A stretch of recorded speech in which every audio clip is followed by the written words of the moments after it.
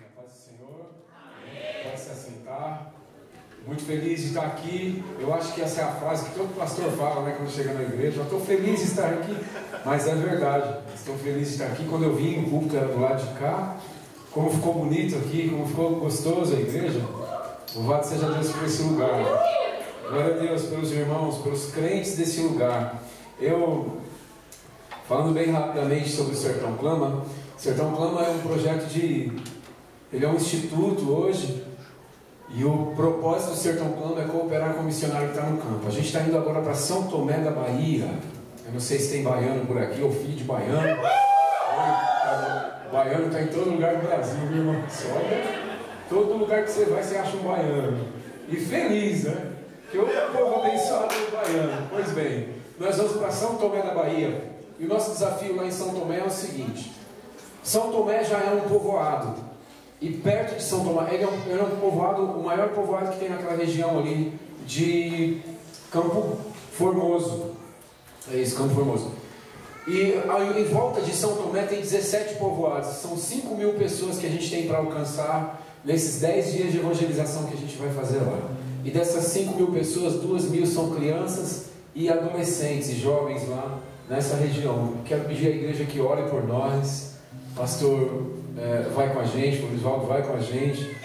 Vai ser um tempo precioso. Nós vamos cuidar bem dele lá, porque o homem, depois dessas coisas aí da saúde dele, pastor lá vai ser bem cuidado em nome de Jesus. Pastor, desce desse caminhão, pastor, em nome de Jesus, desce desse pau de arara.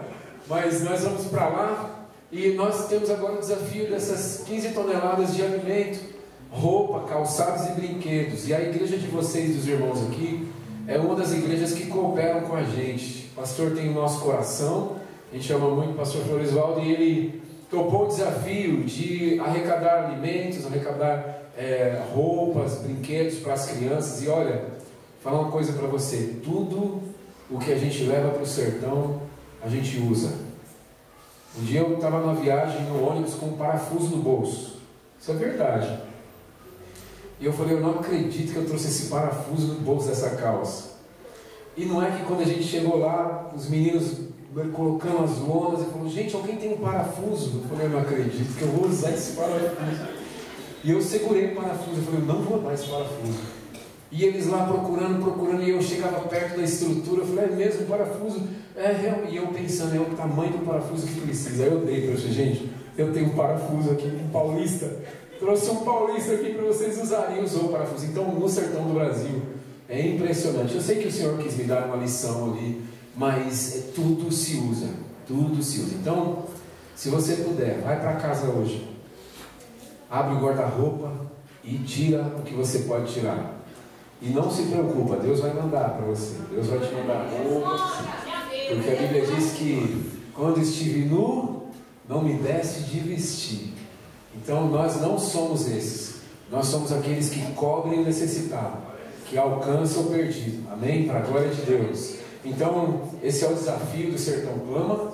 Estamos indo, peço oração para os irmãos.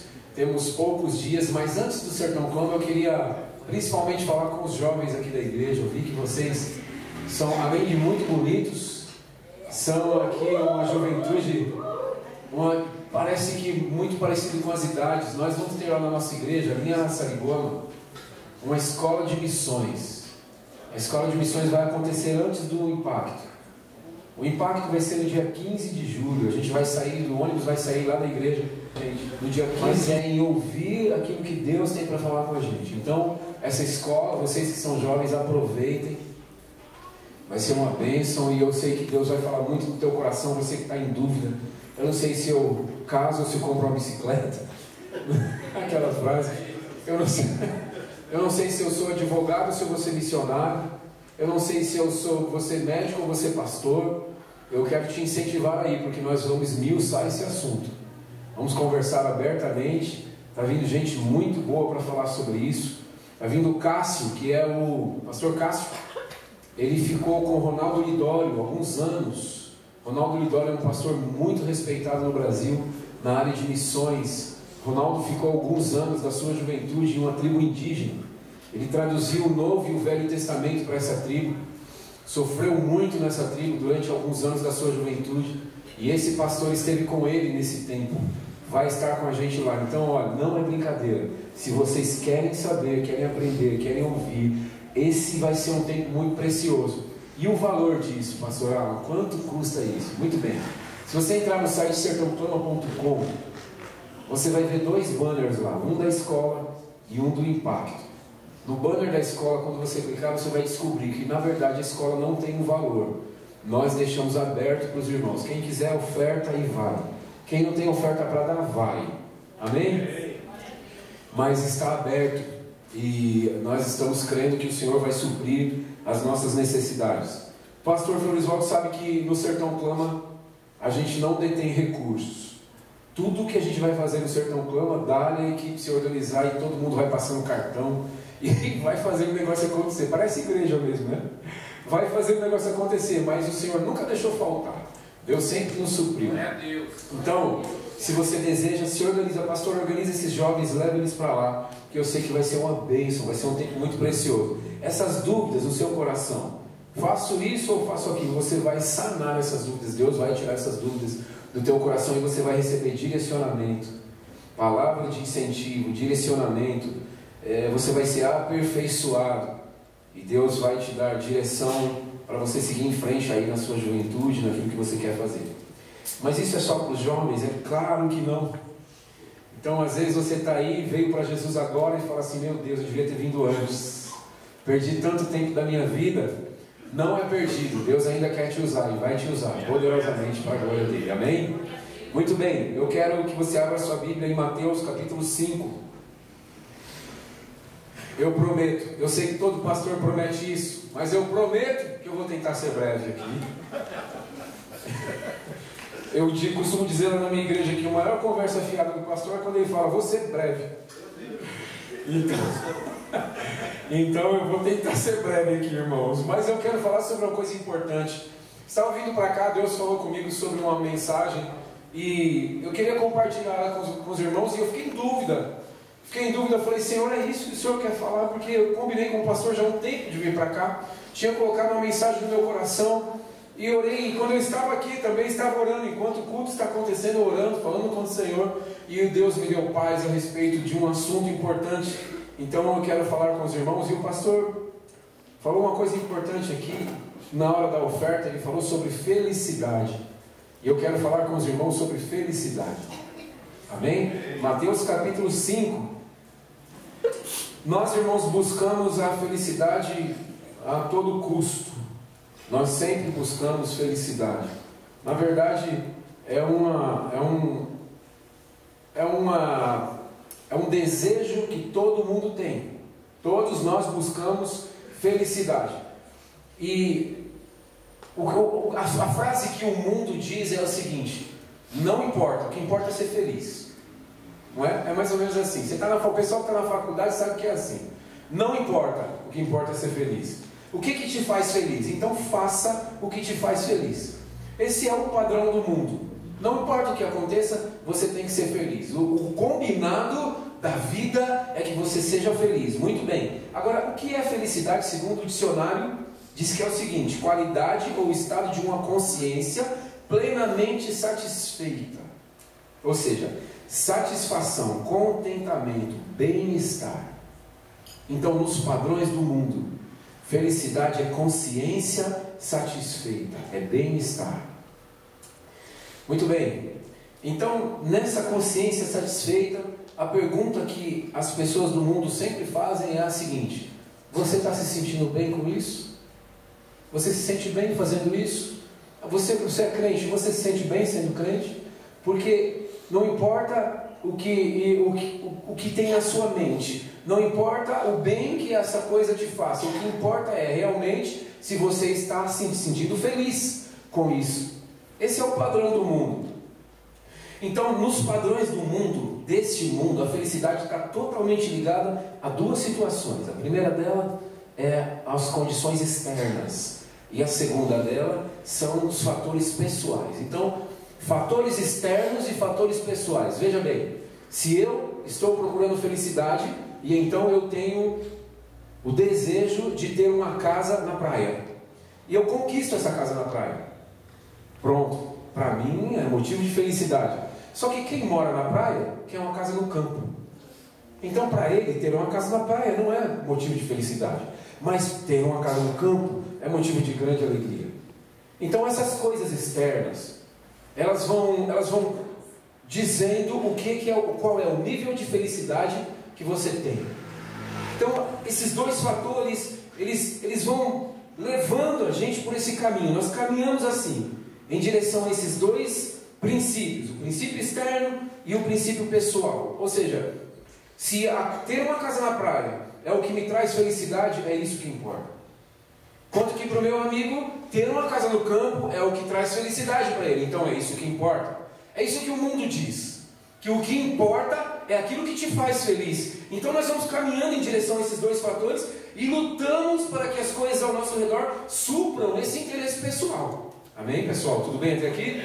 Vamos lutando para que supra esse interesse pessoal. Muito bem. Mas nessa caminhada em que nós vamos e colocando essas coisas da vida como um ponto de felicidade para nós precisamos entender que a felicidade não é um lugar para onde se vai, mas a maneira como se caminha.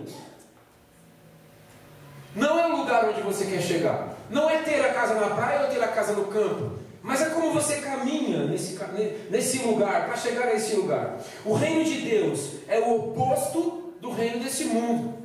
Amém? Amém. Diga comigo, o reino de Deus é o oposto. Se o reino de Deus é o oposto, vamos ler então Mateus capítulo 5, versículo do 1 ao 11. Diz assim: ao ver as multidões, Jesus subiu ao monte, ele se assentou e os seus discípulos se aproximaram dele. Então ele passou a ensiná-los. Bem-aventurados os pobres em espírito, porque deles é o reino dos céus. Bem-aventurados os que choram, porque serão consolados. Bem-aventurados os mansos, porque herdarão a terra. Bem-aventurados os que têm fome e sede de justiça, porque serão saciados. Bem-aventurados os misericordiosos, porque alcançarão misericórdia. Bem-aventurados os limpos de coração, porque verão a Deus. Bem-aventurados os pacificadores, porque serão chamados filhos de Deus. Versículo 10. Bem-aventurados os perseguidos por causa da justiça, porque deles é o reino dos céus. E bem-aventurados são vocês quando por minha causa os insultarem e os perseguirem, e mentindo disserem todo mal contra vocês. Vamos orar. Querido Deus, nós te louvamos, sabemos que o Senhor está neste lugar. Pedimos que o Senhor nos ajude e que o teu nome seja glorificado em tudo que nós formos dizer aqui, ó Pai. Seja honrado o teu nome neste lugar, para a glória do teu próprio nome, é o que nós te pedimos, em Cristo Jesus. Amém. Muito bem, quando nós entregamos a nossa vida ao Senhor Jesus, nós assumimos um compromisso com Ele. Quando você entrou na Igreja Assembleia de Deus e você se tornou membro dessa família, você assumiu um compromisso com essa família. E essa família tem um jeito de ser. Ela não é presbiteriana como a minha igreja, e não é metodista como os metodistas. Ela não é do Evangelho Quadrangular, ela tem um jeito peculiar dela. E você então se adapta a esse jeito peculiar. E você se sente bem com isso. E você vai seguindo, glorificando a Deus por isso. O reino de Deus, quando nós entregamos a nossa vida a Jesus, nós agora fazemos parte de um reino que tem um código de conduta. Quando Jesus se assenta com os seus discípulos, ele está dizendo exatamente sobre esse código de conduta. Mateus apresenta Jesus como sendo um segundo Moisés, só que maior do que o primeiro. O segundo Moisés, que agora apresenta uma nova lei para o povo.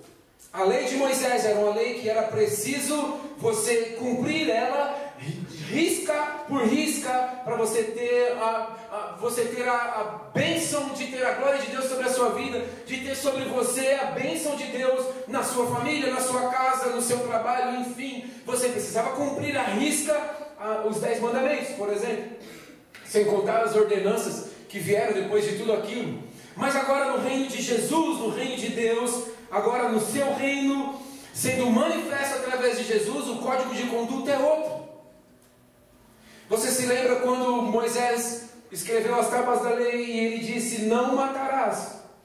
E então o povo tinha toda uma regra de conduta. Que se, por exemplo, alguém cometesse um assassinato naquela época, e esse assassinato fosse sem querer, porque isso poderia acontecer por causa do trabalho, por exemplo, eles eram enviados para uma cidade, e tinham que esperar até aquele homem que estava cobrando a morte do ente querido, até que ele morresse, para essa pessoa voltar para a sua cidade. E essa cidade foi chamada de Hebron. Muito bem, havia uma regra de conduta. Só que no reino do Senhor Jesus, Ele diz que se nós maltratamos o nosso irmão, é como se nós estivéssemos matando o nosso irmão. Antigamente, na lei, dizia que se o homem quisesse ter outra mulher, ele daria-lhe uma carta de divórcio, e então ele estava livre para ter outra mulher. Mas no reino de Jesus, Ele diz que se você olhar para uma mulher com um desejo, você adulterou com ela no seu coração. Veja que o código de conduta do Senhor Jesus não é mais uma coisa externa, mas é uma coisa que brota de dentro do nosso coração. É uma lei gravada no nosso coração. São princípios de conduta que Jesus nos deu. E o Sermão do Monte é a ética absoluta do reino de Deus. É aqui no Sermão do Monte que nós percebemos que a pirâmide está invertida, que as coisas são ao contrário desse mundo, que não é mais como nós vivíamos no passado, que agora é um outro reino.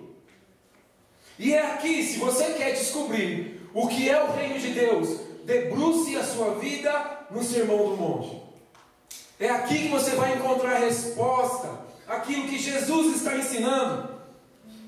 E é aqui, nesse princípio, nessa regra de conduta do seu reino, que Jesus diz: feliz, ou seja, bem-aventurado, feliz é o que nada tem, nada ostenta diante de Deus, que chora pelos seus pecados. Ele diz: feliz é aquele que abre mão dos seus direitos, feliz é aquele que estende a mão ao necessitado, feliz é aquele que constrói ponte entre as pessoas, e não abismos entre elas. Esse é o código de conduta do reino de Deus. Felizes são aqueles que amam e praticam a justiça. Felizes são aqueles que buscam santidade. Veja como as coisas estão invertidas. Felizes são aqueles no reino de Deus que são perseguidos por causa da justiça. Jesus está chacoalhando os seus discípulos e dizendo para eles assim: olha, olhem para mim, prestem atenção, o meu reino é diferente do reino deste mundo. A ética do meu reino é diferente desse mundo. E a grande questão é a questão da felicidade. O que é a felicidade? Porque Jesus se assenta com seus discípulos no monte e ele começa a dizer aos seus discípulos o que é a felicidade nesse reino dele. O que é a felicidade nesse código de conduta do seu reino? O que é essa felicidade?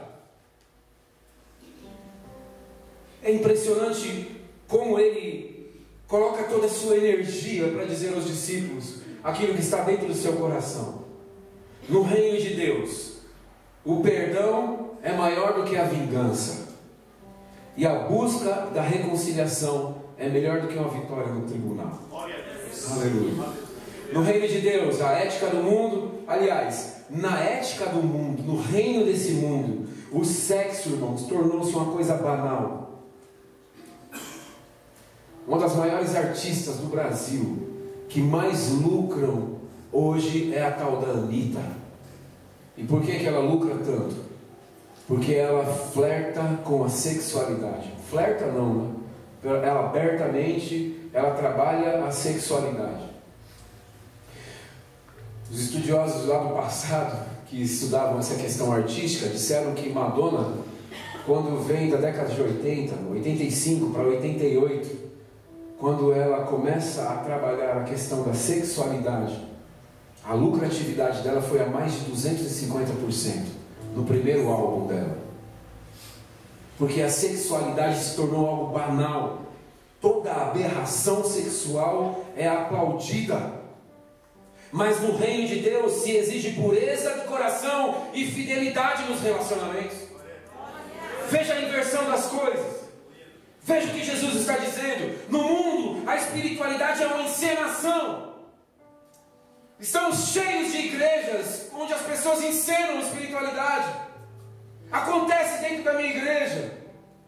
A espiritualidade se torna uma encenação. As pessoas querem ser aplaudidas pelo que elas aparentam ser. Profetas que querem ser presenteados com aquilo que entregam de Deus. E eu ouso dizer aqui nesse altar que isso não é profeta. Profeta é aquele que entrega a palavra de Deus, e quando você vai presentear, ele fala: eu não quero. Não, mas eu te dou, mas eu não quero. Mas é para o seu sustento, mas Deus me dá. Percebe? Essa é a ética do mundo, em que eu faço para receber alguma coisa, mas no reino de Deus é diferente. Jesus disse que nós devemos suportar os nossos irmãos, nós devemos amar os nossos irmãos. Aleluia, glória a Deus.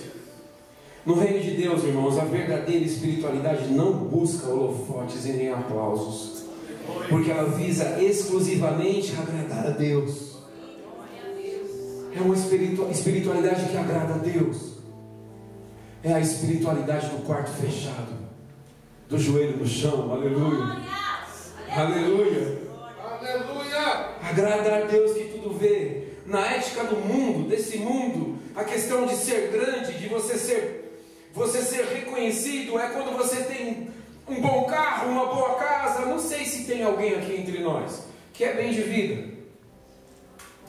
Você já percebeu, você que é bem de vida, já percebeu como as pessoas gostam de você? Percebeu como as pessoas querem ficar perto de você?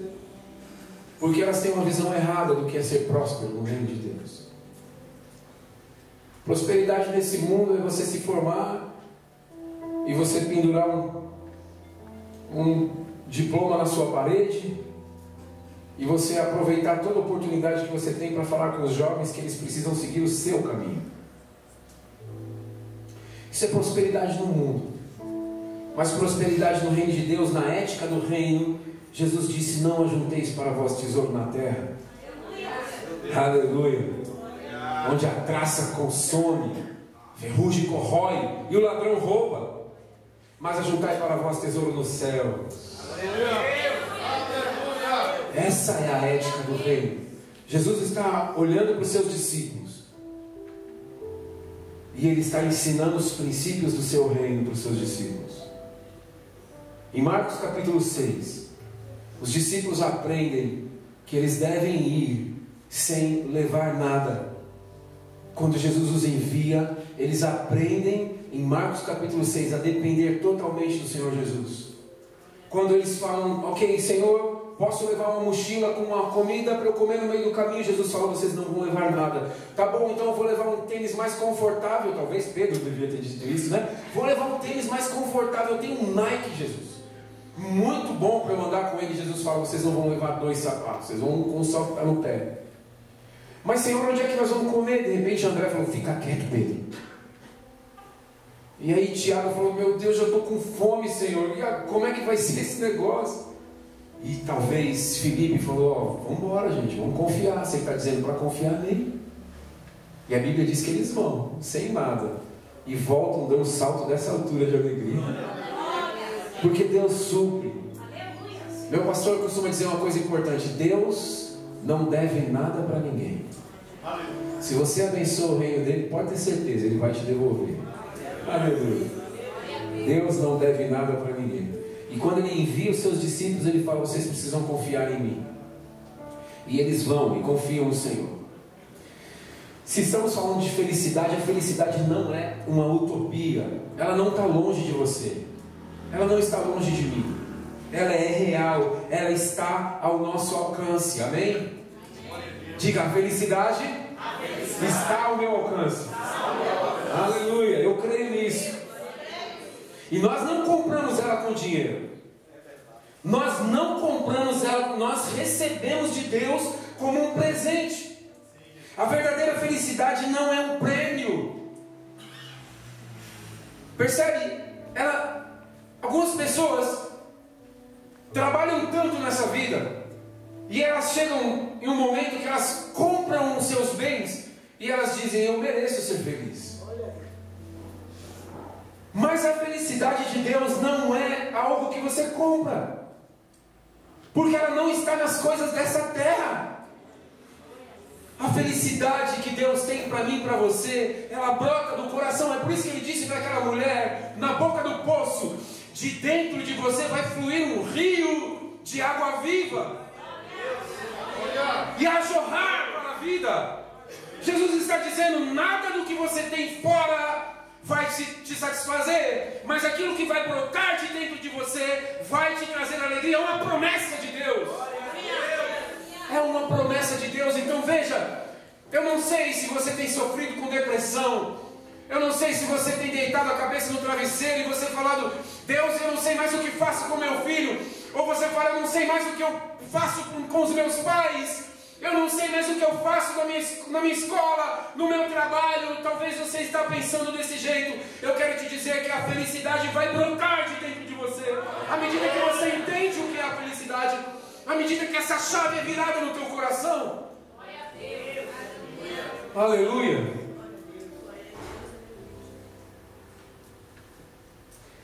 Então, irmãos, a verdadeira felicidade, ela não é um merecimento.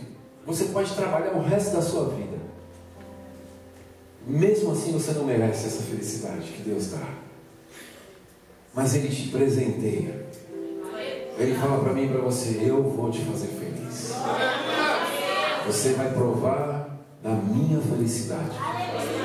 Seus filhos não podem te dar essa felicidade, os seus bens não podem te dar essa felicidade, a sua igreja não pode te dar essa felicidade, mas eu posso te dar felicidade. Aleluia. Aleluia. Jesus está ensinando os seus discípulos, e Ele sempre nos ensina, né, irmãos? Sempre nos ensina. Ele está mexendo com eles, dizendo: olha, prestem atenção. Então, como é que nós sabemos se nós estamos vivendo uma felicidade verdadeira? A nossa felicidade, irmãos, não significa estar na presença de Deus, nos deleitando dEle. Não significa estar nos cultos. Não é a gente sair daqui saltando de alegria. Isso não é felicidade, isso é contentamento. A felicidade verdadeira está em poder desfrutar do consolo de Deus, da provisão de Deus, da repreensão de Deus. É por isso que Ele está dizendo: felizes são os pobres em espírito, porque deles é o reino dos céus. Ele não disse: felizes são aqueles que estiverem na minha presença. Ele não diz: felizes são aqueles que cantam no meu nome. Ele está dizendo: felizes no meu reino são aqueles que têm um espírito humilde. Glória a Deus, meu Deus. Isso é felicidade. Nada do que é externo é felicidade, mas no código de conduta desse reino que nós entregamos a nossa vida para esse Senhor, no código de conduta dele, felizes são os que têm um espírito humilde, os pobres de espírito. Felizes são aqueles que choram. Talvez, se eu tivesse combinado com o pastor, se o pastor tivesse me feito um convite: pastor, não vem aqui para a gente chorar. Eu falei: não vou não. Eu vou para chorar, pastor? Vem chorar aqui comigo de tristeza. Vou nada. Vou chorar nada. Porque nós não gostamos de chorar, irmãos. A Bíblia diz: chorar com os que choram, certo? Se alegrar com os que se alegram. Então, às vezes a gente que é pastor, a gente vai nos velórios, por exemplo, nosso coração fica moído, porque a gente vê as famílias chorando. E de manhã você está no velório, de tarde você está no aniversário, de noite você está aconselhando um casal que está separando. É uma loucura. E aí às vezes você fica no meio desse turbilhão dessas coisas, e o seu coração chora. Então isso é ruim. Chorar é ruim. Chorar é ruim. Ninguém quer chorar, porque o choro é um sentimento de tristeza. Mas eu vou terminando agora, e é verdade, eu acho. Mas olha, eu vou falar 3 coisas rapidamente. A primeira coisa: a felicidade é o resultado de um correto relacionamento com Deus. Só se é feliz se tiver um correto relacionamento com Deus. Quando Jesus fala bem-aventurados os pobres em espírito, Ele está dizendo bem-aventurados os humildes de espírito, aqueles que choram, porque Ele está fazendo um convite para mim e para você. Ele está dizendo: felizes são aqueles que são mansos, felizes aqueles que têm um coração pobre, no sentido de não de pobreza, mas de humildade. Então veja, tem uma palavra, essa palavra humilde no grego, ela tem uma conotação voltada para a pobreza de espírito, carência, como de uma pessoa completamente desprovida dos bens mais necessários. É essa humildade que Mateus está descrevendo quando ele escreve no grego. Ele está usando exatamente esse contexto. Não é pobreza de você ser pobre para você se tornar uma pessoa humilde. Não é de coisas externas. Os irmãos estão entendendo? O que Mateus está dizendo, e quando ele usa essa palavra no grego, que significa tokos, ele está dizendo aquele que é pobre, carente, completamente desprovido dos bens mais necessários. E ele usa um termo importante, porque essa palavra ela está dizendo como um mendigo que nada tem para exigir ou reivindicar.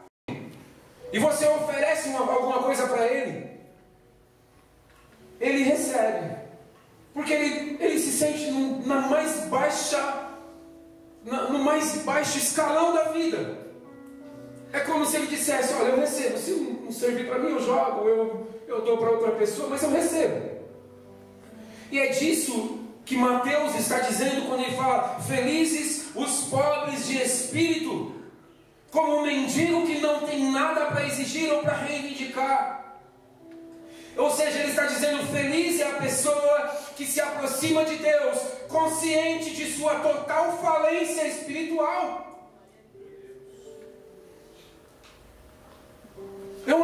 O que Mateus está dizendo não é para você ser aquela pessoa bonzinha, humilhosa, como ele é humilde. Não é disso. Ele não está dizendo de coisas externas, ele está falando de coisas internas.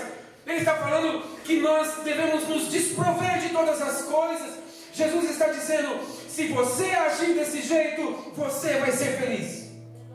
Aliás, se você agir desse jeito, você será feliz, você é feliz. No meu reino, se você agir assim, você é feliz. Desprovido de todas as coisas. E quando ele fala no versículo 4: bem-aventurados os que choram, isso chega a ser uma palavra ainda mais forte, porque o termo no grego aqui ele está usando para descrever o choro pela morte de alguém muito querido. Você já perdeu alguém querido? Eu perdi a minha irmã quando eu tinha 19 anos de idade. Ela tinha 22 anos de idade. Uma moça bonita, muito bonita, branquinha, o cabelo comprido, ela era muito bonita, minha irmã. E com 22 anos de idade ela teve um aneurisma cerebral. Ela estourou uma veia no cérebro dela, entrou em convulsão e ela faleceu. E eu me lembro que quando nós estávamos todos em casa, esperando as notícias do hospital, e o telefone tocou, me lembro que nós prontamente começamos todos a chorar. E a minha tia estava ao telefone, minha tia se controlando, falou: tá bom, tudo bem, a gente está indo para aí. E então eu lembro que eu senti uma dor tão forte no meu peito, tão forte, irmãos, que eu achei que eu fosse desmaiar aquele dia. Porque eu tinha conversado com ela naquele dia de manhã. Ela tinha pedido para eu ir ao banco para ela. Eu falei: ela que chamava Kênia. Eu falei: Kênia, vai com o Bruno. O filho dela tinha 11 meses. Vai com o Bruno, você vai na fila das lactantes. Ela disse: não adianta, Alan, eu vou e ninguém deixa eu pegar a fila porque eles acham que eu estou mentindo, acham que não é meu filho. E eu me lembro que eu senti uma dor tão forte no meu coração que eu achei que ia desmaiar. Eu segurei no portão da minha casa e eu apertava o portão com tanta força, porque aquilo doía no meu coração. Quando Mateus escreve: felizes são aqueles que choram, ele está dizendo exatamente dessa agonia, como se alguém tivesse perdido um ente querido. Você percebe que não tem a ver com choro externo, não tem a ver com o choro de uma tristeza passageira, não tem a ver com o choro de eu ter perdido a minha irmã.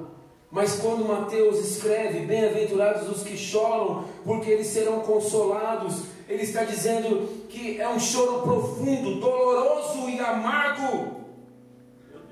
Feliz é aquele que chora pelos seus pecados e se entristece diante de Deus por causa das suas mazelas. Agora olha para esse texto diferente. Veja o que Jesus está dizendo. Não tem a ver com a nossa vida nessa terra, com as coisas que nos rodeiam. Agora não tem mais a ver, a felicidade não tem a ver mais com as coisas que estão à minha volta.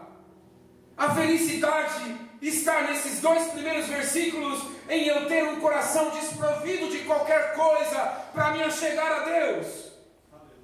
Um coração humilde, onde eu chego diante de Deus e eu esqueço que eu sou pastor, esqueço que eu sou presbítero, esqueço que eu canto, esqueço que eu toco, esqueço que eu tenho talentos, esqueço que eu tenho dons, mas que eu chego diante de Deus como um mendigo que não tem nada a reivindicar. Jesus está dizendo: as pessoas que se apresentam diante de mim dessa maneira, elas vão encontrar felicidade.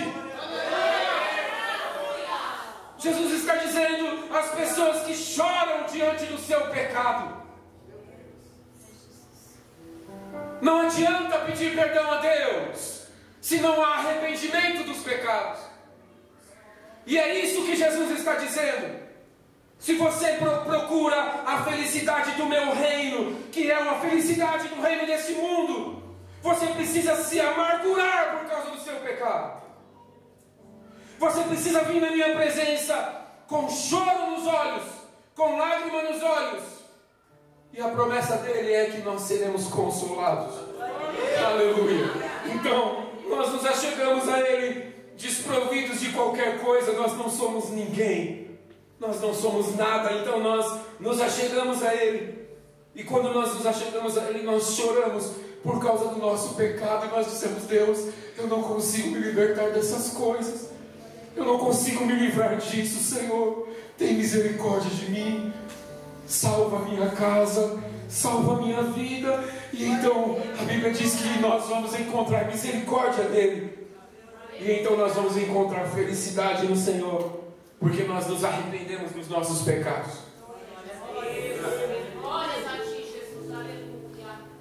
Estou terminando.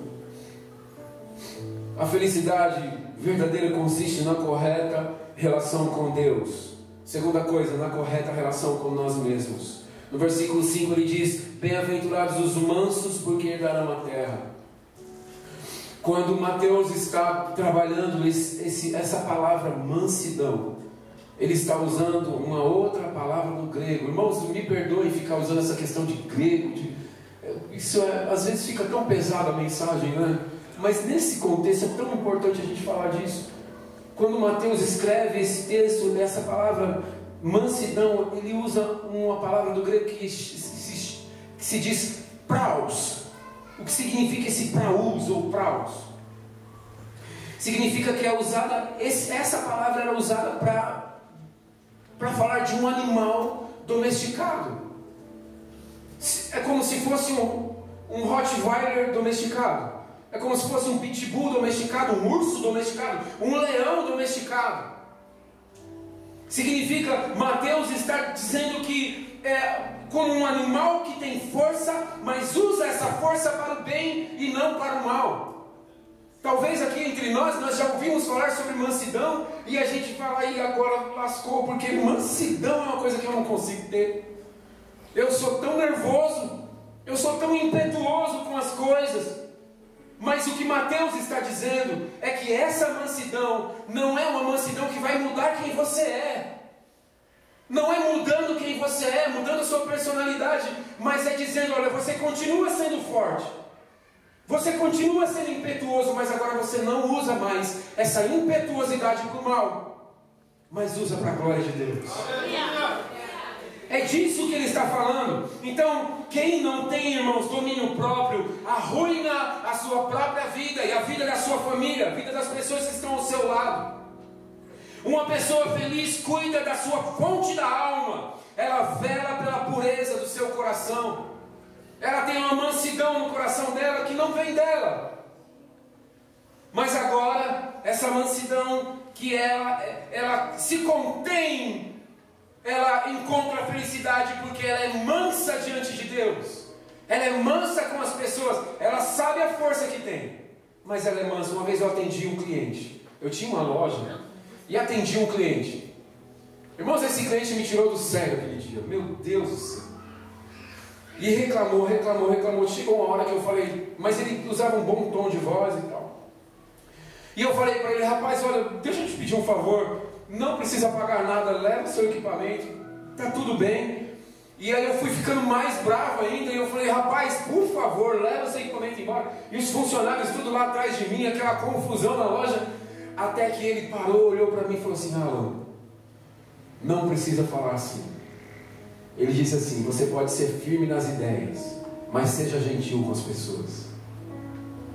Firme nas ideias e gentil com as pessoas. Isso é mansidão. Você tem força. Você sabe do que você está falando. Você tem até razão muitas vezes das coisas que você fala, mas você não ataca as pessoas. Você é manso de coração. Por isso Jesus disse, aprendei de mim que sou manso e humilde de coração. Eu me esvazio de mim. Jesus está dizendo, aprendam de mim. E a terceira e última coisa, a felicidade, irmãos, consiste também, além de na correta relação com o nosso Deus, a correta relação com nós mesmos, conosco, ela também consiste na correta relação com o nosso próximo. E aqui eu termino a mensagem. As três últimas bem-aventuranças desse texto de Mateus capítulo 5, Mateus está falando para os misericordiosos, para os pacificadores e para os perseguidos por causa da justiça. Eu não sei se você já parou para pensar o que é ser perseguido por causa da justiça. É quando você não suporta o engano, quando você não suporta a falta de bom senso. É aquele funcionário que trabalha numa empresa e o patrão pede para ele burlar o imposto e ele fala, não consigo.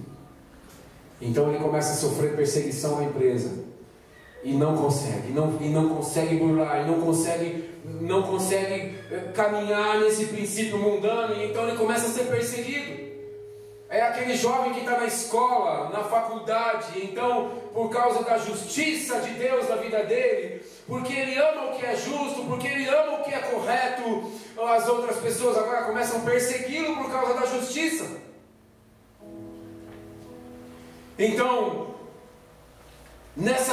essas três últimas bem-aventuranças, ele está falando sobre nossa relação com o próximo. Então a felicidade está em servir o próximo e não explorar as pessoas. A felicidade verdadeira está em unir as pessoas e não cavar um abismo entre elas. Não é cavar abismo entre as pessoas. Às vezes você ouve alguma coisa de alguém e aí você tem a oportunidade de criar uma ponte de reconciliação. Quando você ouve a pessoa falando e você fala, irmão, você não quer esperar um pouquinho? Vamos falar sobre isso depois. Porque o que você pensa? Deixa ele acalmar o coração, ele está nervoso. Diferente da pessoa que ouve as coisas e a língua começa a coçar. Ele não vê a hora de começar a falar com alguém. Ai meu Deus, irmão, estou falando daquela conversa, né? Estou falando que é para você orar. É nada, conversa fiada. Está criando um buraco no meio da igreja, no meio do povo de Deus. Bem-aventurados são aqueles que criam pontes, que apaziguam as pessoas, que dizem, esquece isso aí, irmão, em nome de Jesus. O irmão estava nervoso, o irmão pode estar com um problema dentro de casa, sei lá se está com um problema com a família, uma enfermidade, deixa isso para lá, perdoa o irmão. E aí quem está do outro lado vai se acalmando, e daqui a pouco ele fala, irmão, é verdade, por favor, me perdoa por ter falado tudo isso para você. Então aquela conversa acaba numa boa oração, e os irmãos se fortalecem. E quando aquele irmão vê o outro na rua, já dá logo a paz do Senhor. O irmão está entrando no açougue e ouve um grito, a paz do Senhor. E ele vira e está o irmão lá do outro lado da rua, Deus te abençoe. Crente é uma bênção, né, irmãos? Crente, ó, esses dias quase que eu fiz um culto no mercado. Encontrei tanto irmão da igreja lá, estava dando glória, agora daqui a pouco os irmãos da minha igreja começaram a dar glória no meio dos corredores. Dos corredores, vamos lá! E o outro falou, aqui tá barato! Aleluia! Um barato, quase fizemos um culto lá no mercado, lá em Araçariguama. Mas irmãos, vejam só, a verdadeira felicidade não é apenas uma promessa para o futuro. Jesus não está dizendo, bem-aventurados, felizes serão aqueles que isso. Ele diz assim, bem-aventurados são. A felicidade é para agora. Deus está disponibilizando uma vida de felicidade para mim e para você.